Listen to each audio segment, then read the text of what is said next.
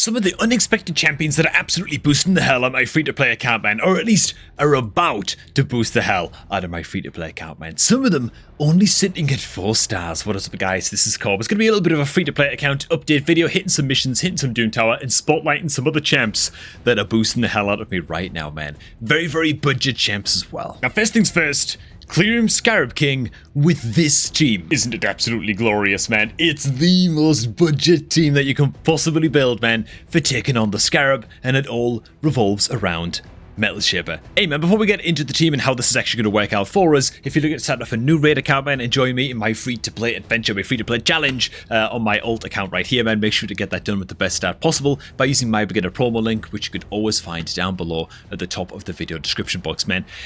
It's just an insanely good head start, man, with Karat or Fox Hunter as a free legendary champ as soon as you're done with the tutorial on that account, and a few epic champions as you level up the account to epic champions perfectly tuned to help you progress maximally fast, right? So if you're looking to create a new raid account, man, that is the link to click on to get it done. Okay, man. Let's do this. So, against Scarab King, Metal Shaper, insane, right? Against Scarab King, you basically want to keep your team shielded 100% of the time. If you don't, the boss is going to counterattack like crazy. Well, Metal Shaper brings a, at least fully booked, a 210 cooldown shield buff and all allies for 2 turns. It's a tiny shield, doesn't matter.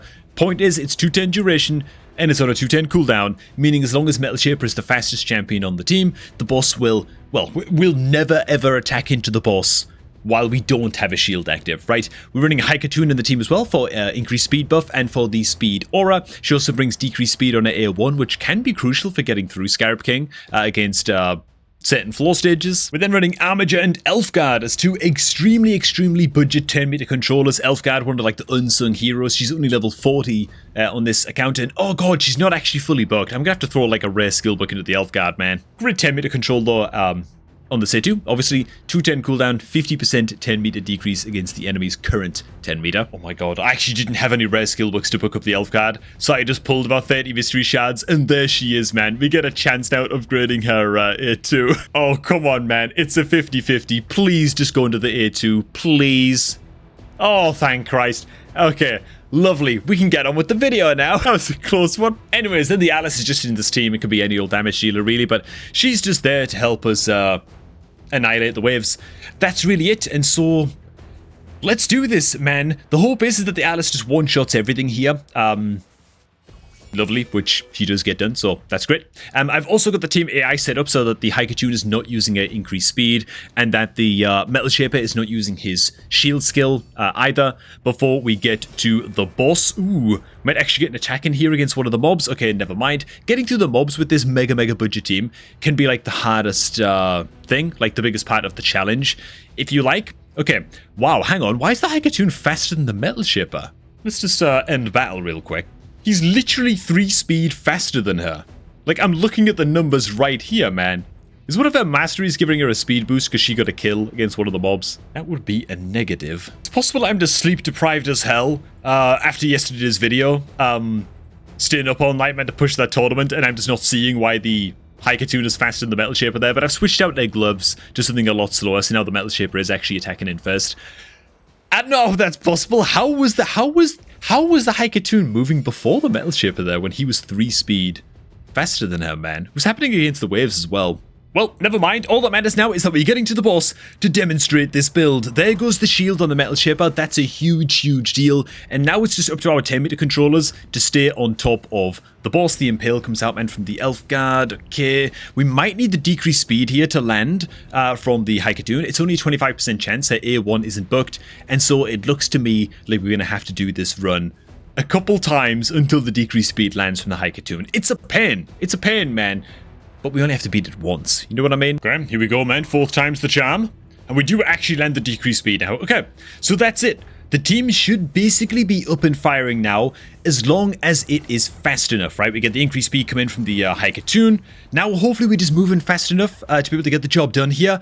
The team's speeds become the only limiting factor with this, right? If you got a Armager that's fast enough, and an Elfguard that's fast enough, and all the team is just fast, as long as the Metal Shaper is the fastest champion of the team still, of course, then you should be able to get the job done against Scarab King, at least all the way through normal mode Doom Tower. Once you get to hard mode Doom Tower, the speed requirements in order to pull off this strategy become a little bit absurd, like a little bit ridiculous to be trying to pull this off with this team, and the waves become a massive problem. But this is a great team, man, for just steadily increasing the speed on these champs as you get better and better gear on your beginner account. You know, it's a very beginner friendly team that we're running here, that you can get your way through normal mode Doom Tower for the first time using this team, and it works a charm, man. It works a treat, as you can see. You don't even have to take your metal shape out of your elf guard above like level 40, man. They can just kind of camp around that kind of region. Now, of course, I've also got the armature built in a destroy set.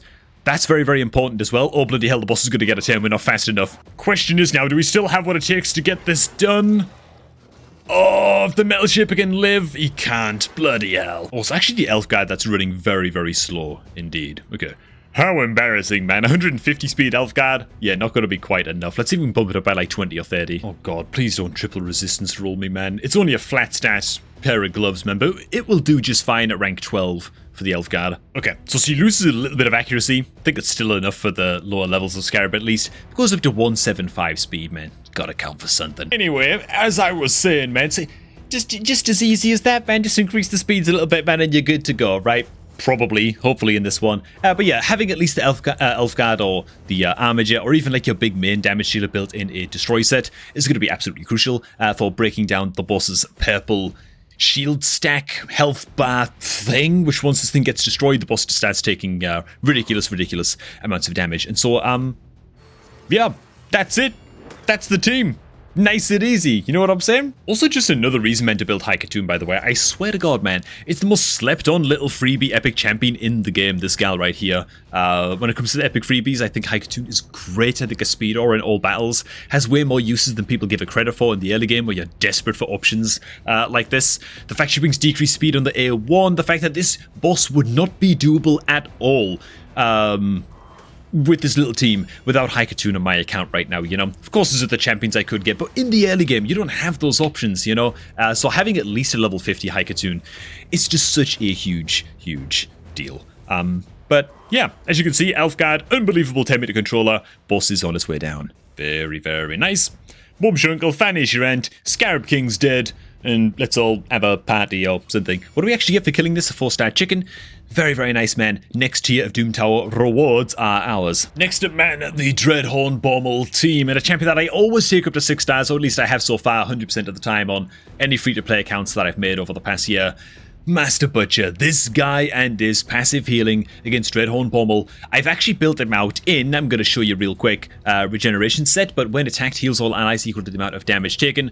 Dreadhorn Bommel's bombs explode for 40% health damage. Anytime a bomb explodes, as long as Master Butcher has his passive on cooldown and ready to use against that bomb, he's just going to out-heal the bomb, okay? Now, he doesn't heal himself with his passive, and so that's why I've built him out in a regeneration set. Sadly, we have like an accuracy chestplate, which, ooh, like his health could be a hell of a lot higher, but I'm doing my best, okay? At least he's got a very nice banner. He's got a great little banner on him, to be fair, for a 5-star epic banner. Love it. Very nice.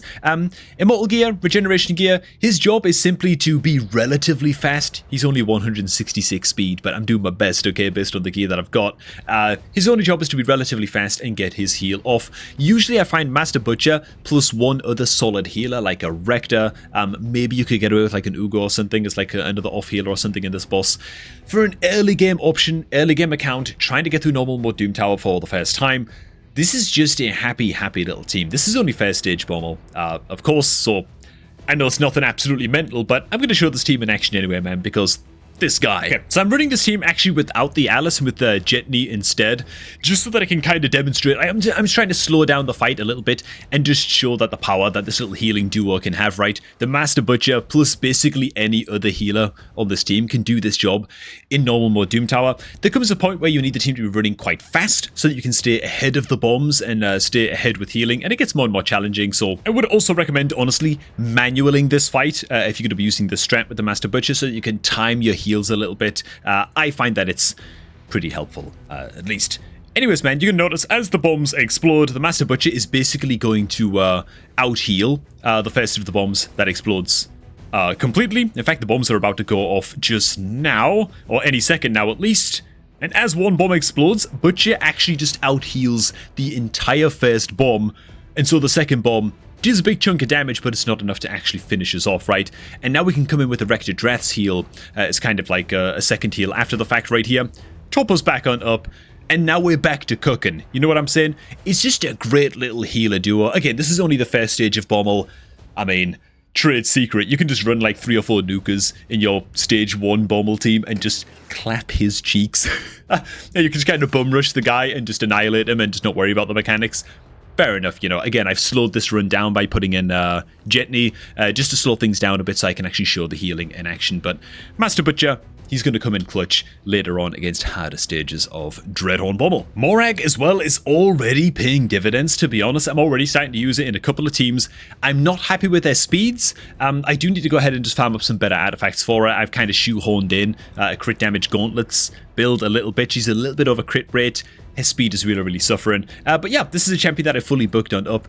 She's already just doing awesome, dude. I'm going to be using an Ice Golem and Fire Knight. And frankly, just against any boss as well, where we need the strengthen buff, we need to tank up a little bit, but still be dealing solid damage overall, man. She's just a damn good one. Okay, let's go ahead and just blast some missions. Speaking of, there's an Ice Golem tournament going on right now. So I'm going to go ahead and farm this up. Before we do that, though, we do just have to win one cheeky arena to get through one of the previous missions real quick. There is arena progress mission complete. Very, very nice. Now, as I go ahead and just blast my way through a whole bunch of these missions right here, let's pick up some of the free energy. Now we've got to clear all kinds of stage 13 Ice Golem or higher for 15 5 or 6 star artifacts. Something else I'm doing on this account as well is preparing for the upcoming fusion for next month. We've probably got like something between 10 and 14 days maybe until the next fusion starts. I've already made pretty good progress getting all my potions in order. It's going to be Magic Keep tomorrow, so I'm going to make sure that I farm up at least 25 of the big potions in Magic Keep as well. And then it's a matter of just saving as much silver as I can, save up like a good 20 million plus silver, and make sure that I'm sitting on about 1,000 gems still when the next month rolls around, because frankly I've got all my shards ready to go, man. The upcoming fusion is probably going to be a champion chase tournament for the fusion path or whatever, and during that champ chase it's almost definitely going to be a 2x on ancient shards, man. The timings work out just right if my calculations are correct, and so I'm ready for next month's fusion, man. I just hope it's going to be a damn good one. All right. Artifacts collected. That should be... Oh, it's not mission complete. Oh, for God's sake. Okay, at last. That ought to do it. Finally, we can make a little bit of mission progress. Very, very nice. Oh my god, so much energy coming into. And you know what? I just happen to need all kinds of arcane potions right now. Anyway, so I'm going to go ahead and farm up this mission too, because yeah, I need a good batch of those in supply as well for next month's fusion. Can't stress this enough, by the way, man. Make sure that you are preparing for next month's fusion ahead of time. Again, it's probably going to be a 2x on the ancient shards for next month's fusion, so just make sure that you're ready to rock and roll when the time comes. Now is the time to be preparing for this, getting your silver ready, getting your affairs in order. Ooh, that sounds a little bit grim, doesn't it? But you know what I mean, right?